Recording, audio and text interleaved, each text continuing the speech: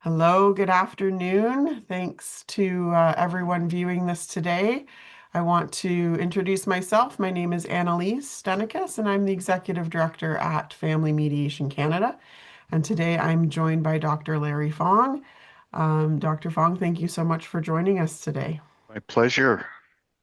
So I'll just give a little bit of a preamble before we start chatting to let folks who are tuning in know that recently Family Mediation Canada and the Alberta Family Mediation Society had a joint conference in Calgary. And Dr. Fong was one of the keynote speakers where he spoke about the power of hope in mediation. So he drew on decades of experience stretching back to the early days of family mediation in Canada. So, Dr. Fong, you've witnessed the evolution of this field since the 80s. You also continue to shape it through your teaching and mentoring of new mediators. So I'm really grateful for the chance to explore some of your reflections on that journey and how things have changed and what matters most for us moving forward.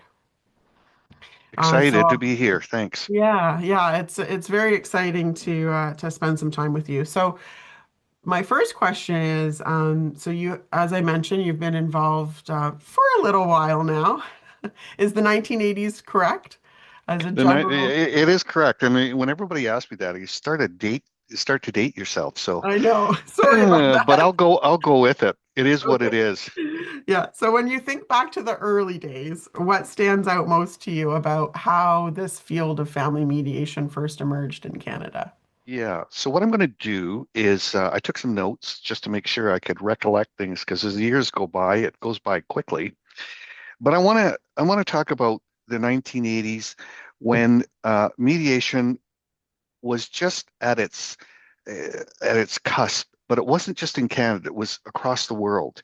Uh, I can speak about North America and across the world because I've trained throughout the United States, but I've been to about 15 different countries, mostly in Europe. And there was a genesis of change that occurred. But in Canada, it really got strong during the Divorce Act of 1985 because it said that lawyers had to inform their clients about mediation services. There was not anything compelling people to go to mediation, but there was something there about lawyers telling their clients about it. First change ever, that created a groundswell of changes, 1985.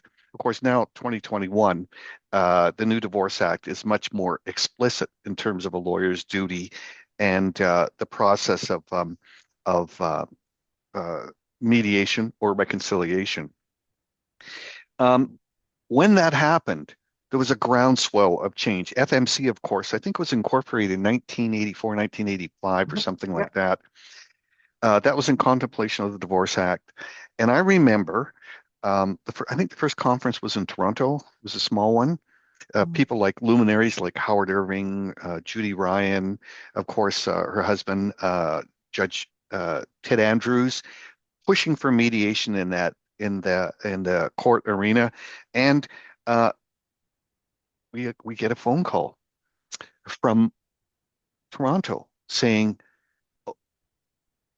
your deputy minister was just here, and he's big on mediation in Alberta. Call him up because he said he was going to promote FMC in a conference here in Alberta.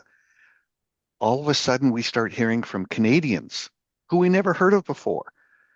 And we're all speaking the same language about mediation. And that's why in 1987, we had our first conference in Banff. I think we had another one in 1993 on behalf of FMC, but that was the start of Canadians phoning each other, talking to each other about mediation. And what was it? Mhm. Oh no, what was it? We had to really think that out Now we have because to there figure was that out. yeah, we had a lot of people objecting to mediation in Canada, the United States. Oh, should it be lawyers only? Mm. Should it be non-lawyers? Should it be ex-judges? What about the secrecy involved in mediation? Which, by the way, is one of the major reasons why you have it without prejudice. It's private. And people have said, well, if it's private, we can never know what's happening in there. And of course, the discussion was, well, that's because it's private. So it was very interesting that you could pick your own mediator and there was be privacy in there, but they were worried about safety issues, which isn't any different than today, if Mhm. it includes issues of the new act, intimate partner violence and coercive control. So it was exciting, but it didn't happen just here because FMC was actually part of a huge group of people that came together in the United States to talk about mediation. And I represented FMC at the time and what we the Academy of Family Mediators in San Francisco.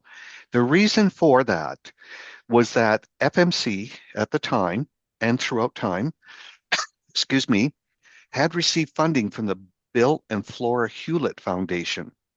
And at the time, they were funding all conflict resolution groups across the United States and Canada. So that included SPIDER, the Society for Professionals in Dispute Resolution, the Academy of Family Mediators, um, CRENET, Mediation in Education, and all groups. Uh, it spawned all kinds of things. Ben and Jerry's ice cream got involved in Peace Pops, and they were giving money, a certain amount of money towards the conflict resolution area. And so we received training, funding from the Bill and Flora Hewlett Foundation for years until they decided to move their funding in a different direction, which resulted in some organizations um, having to decide where were they headed next.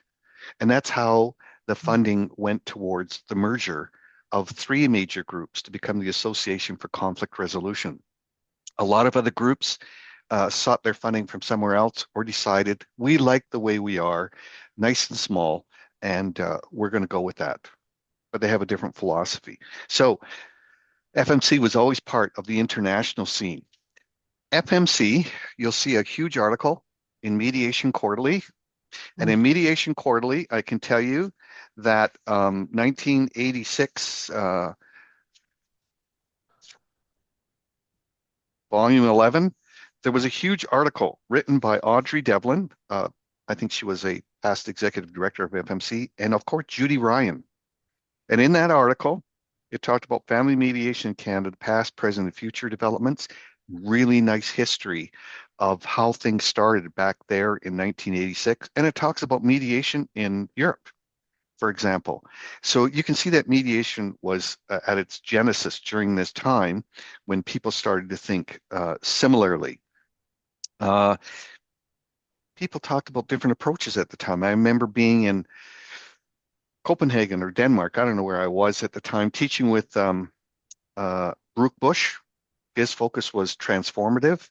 Riskin, the Riskin grid, and the most fascinating person, Marshall Rosenberg, who was nonviolent communication.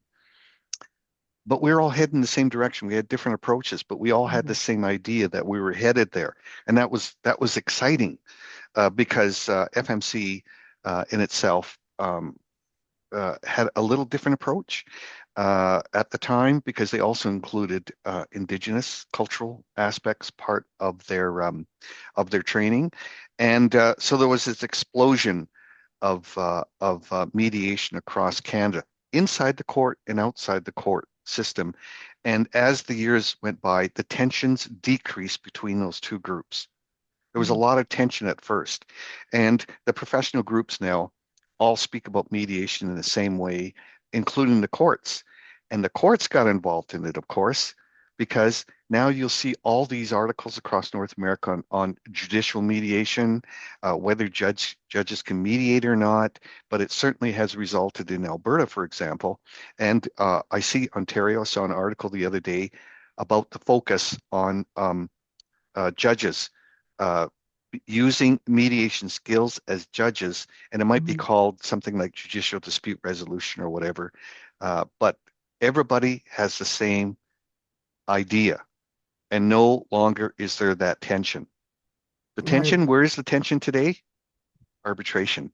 And some of the arguments against arbitration in family matters, intriguingly, is some of the same arguments that were against Mhm. mediation at its start. So there's echo, so it's kind of there's echoes of that original.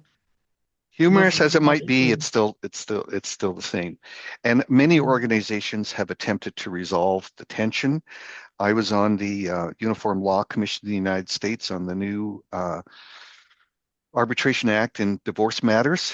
And of course, the biggest argument was, should only lawyers, attorneys, be those who mediate slash arbitrate?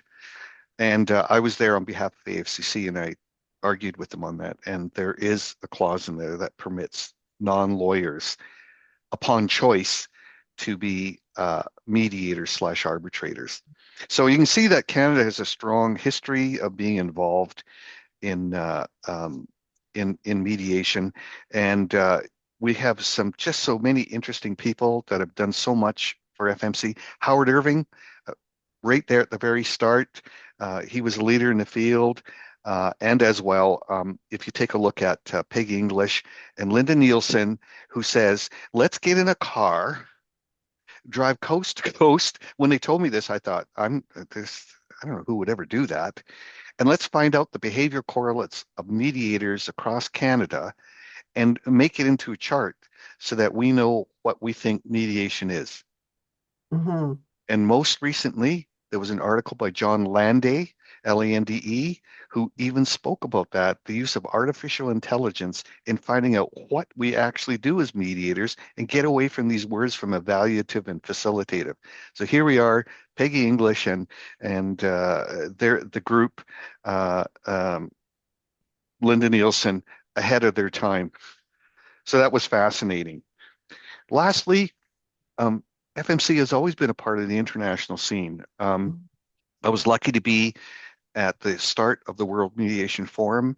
There were Canadians there talking about it. It was opened by then President Mary Robinson, and we were there as a proponent of speaking about mediation and family matters, even though there was no divorce in Ireland because it hadn't met the referendum yet. Yes, yes. But we were there to talk about it, Mm. and as Canadians, and it was an exciting time. So FMC has always had some kind of genesis, some kind of attachment to what's been happening across the world.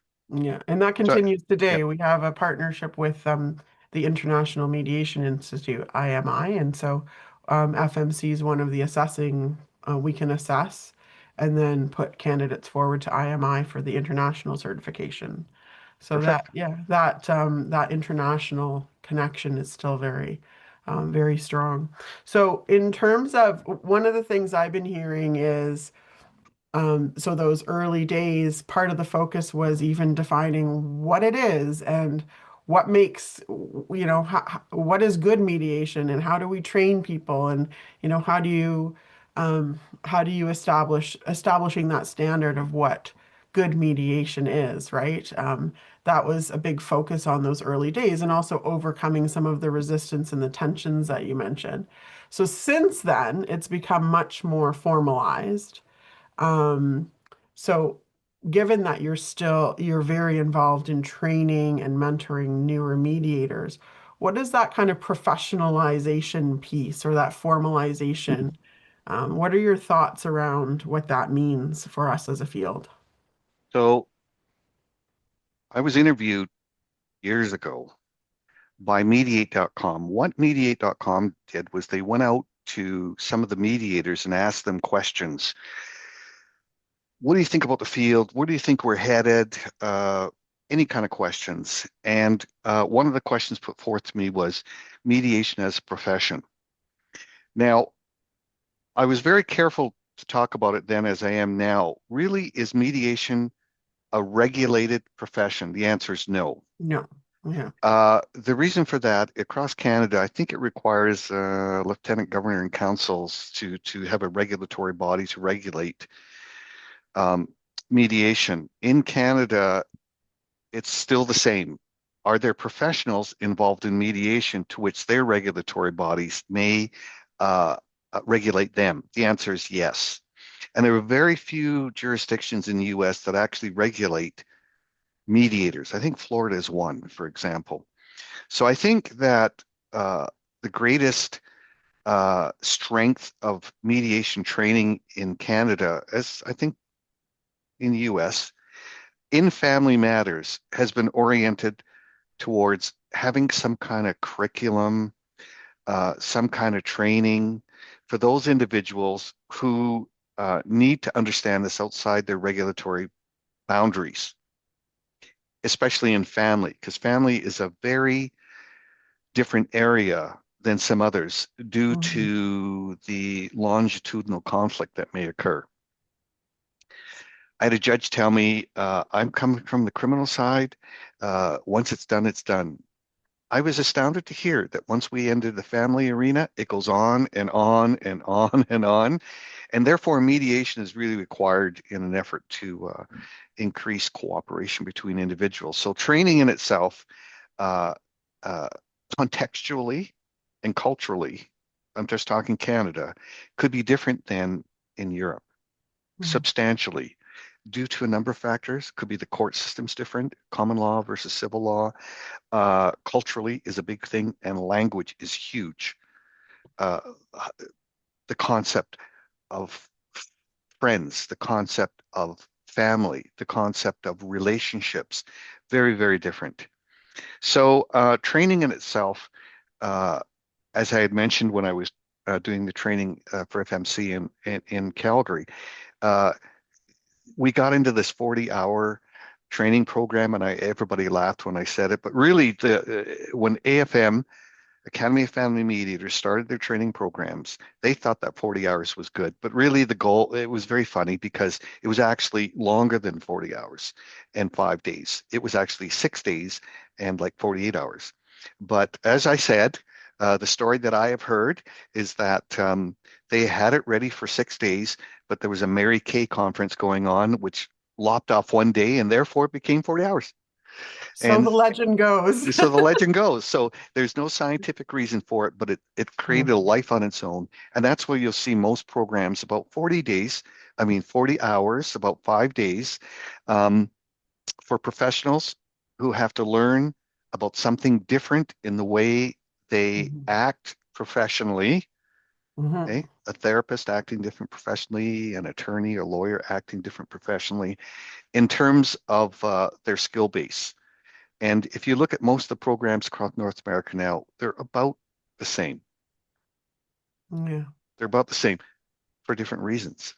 Could be cultural. So I looked up one, for example, CAB, Conciliation Arbitration Board for the Ismaili Muslims, has been around for a long time, but it's the same concept of culturally ensuring that members of their faith can resolve conflict. Yeah. So it's about the same, but it's way healthier now because nobody's fighting anymore about whether or not the training is any good because the standards, little s for standards, has increased dramatically as to what is expected. Mhm.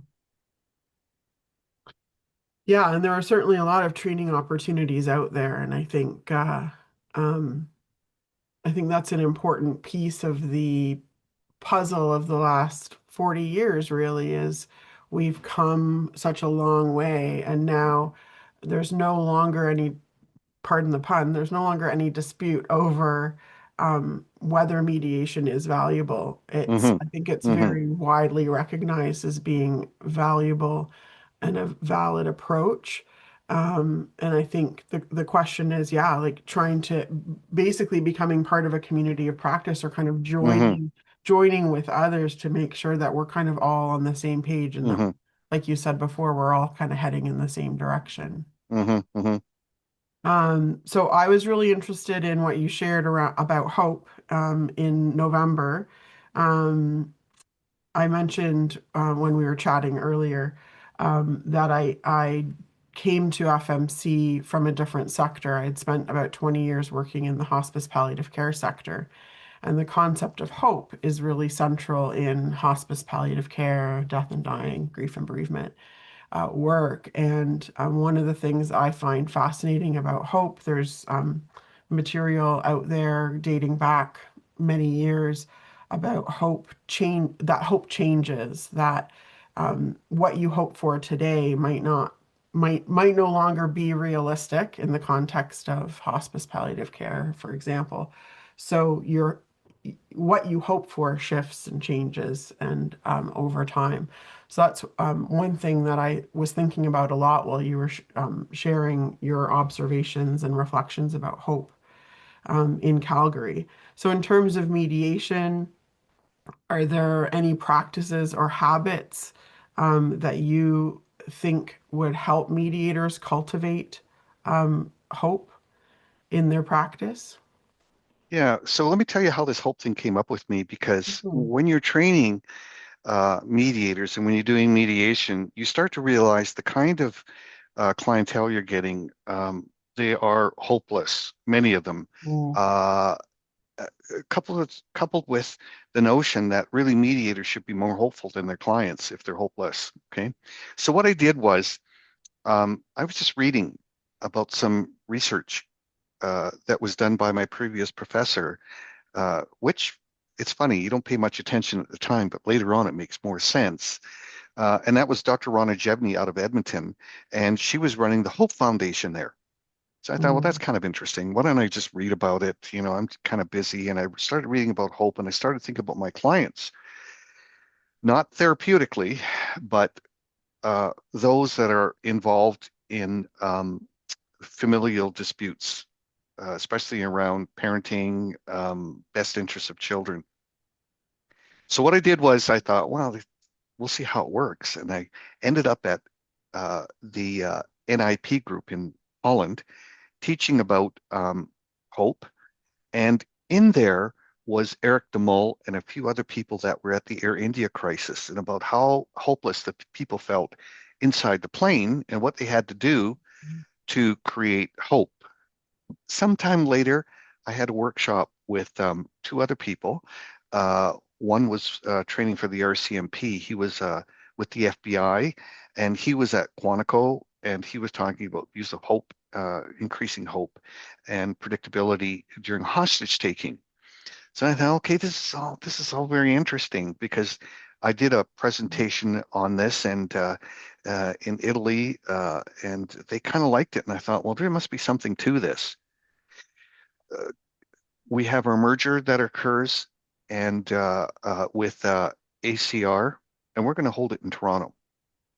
And so there was a lot of Canadians there, and that's 9/11, 2001.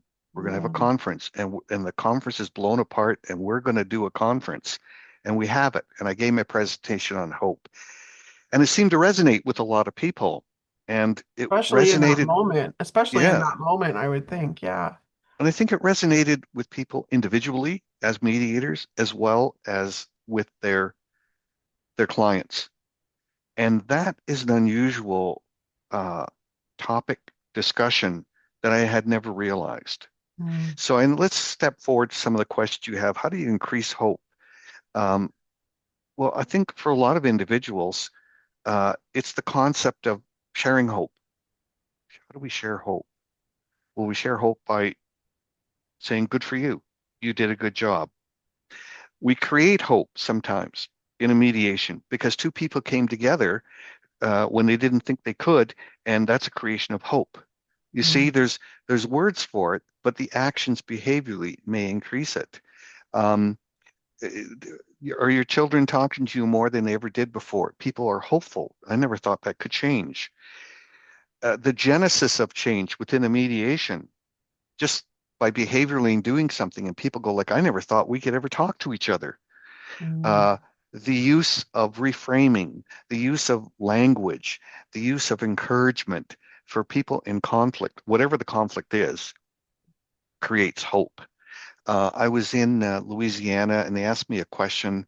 There was a murder that occurred, and they asked me, could you use hope there and mediation? And I said, well, I think contextually you could because they had already tried it and it seemed to be successful. That was a big case there on Mm. uh, the rights of individuals, uh, gay couples. Mm. So I think that uh, hope in itself is also based on a future, for people that are in conflict, as I had mentioned before, that a future is a life yet unlived, and that's why people are more positive about attempting to create change in the future because there isn't a problem yet. Mhm. And so that is, uh, in a way, a creation of hope. And I said it's different in America. If you look at Snyder and some of the research by Snyder, they talk about hope as a goal. But if you take a look at Mhm. what you have mentioned from your background and from Dr. Jevney's work, which was with populations that, where there are critical health care issues, hope is a verb. Right. See, it's once you understand that, you start thinking differently about how you use hope, and Mm. it's more time consuming and it's more realistic, and it can be really quite uh, effective.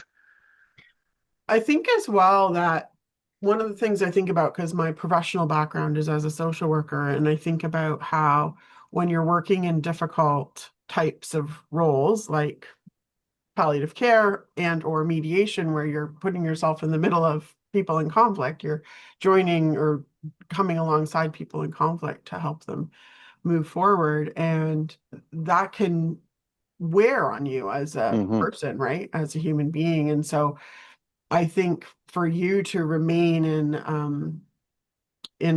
a space where you can cultivate hope for the people you're working with, you have to have access to support.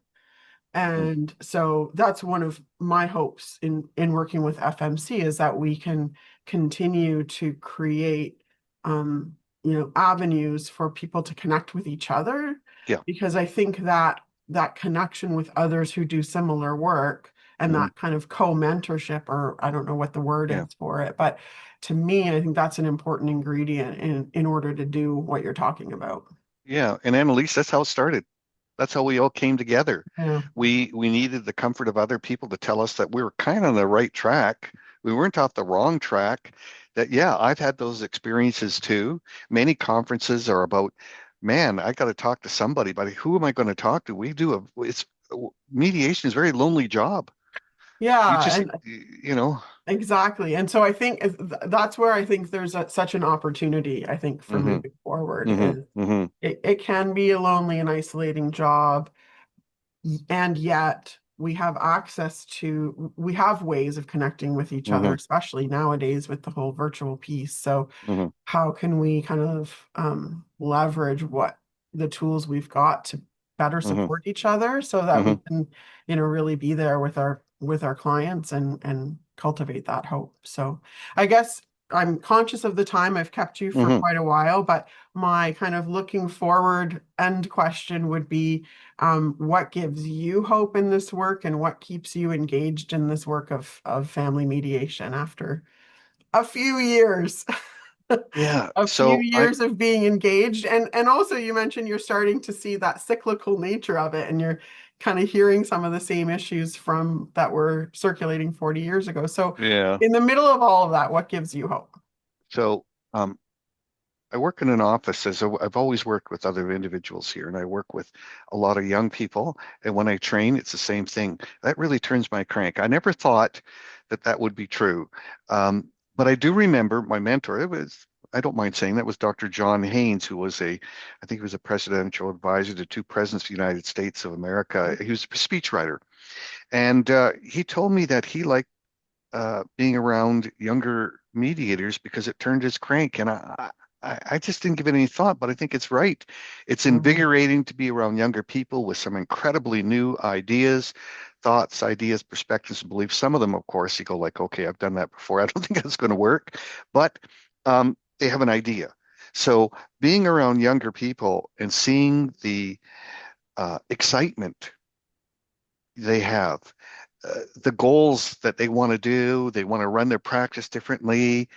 They want to be better mediators. They might even want to be better persons. Mm.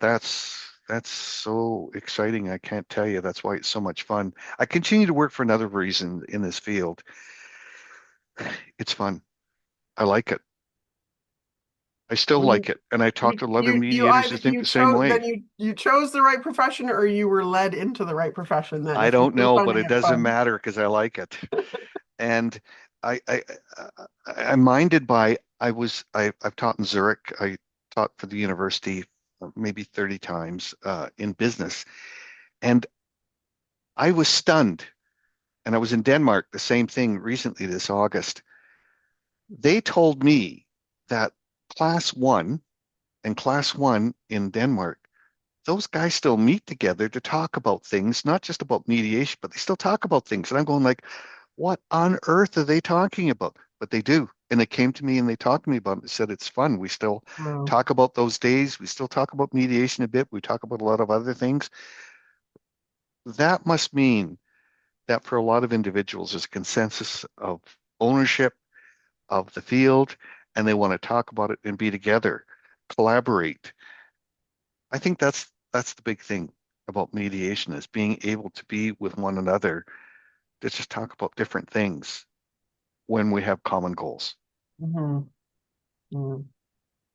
Well, I think that's a beautiful place to end the I think so. conversation. Yeah, I really appreciate you sharing your reflections with us. And just a little plug that anyone who's tuning into this recording, if you're interested in accessing the recording of our conference in November of 2025 in Calgary, where Dr. Fong spoke about the power of hope and mediation, you can access that through Family Mediation Canada. So just reach out to us and we can hook you up with that recording.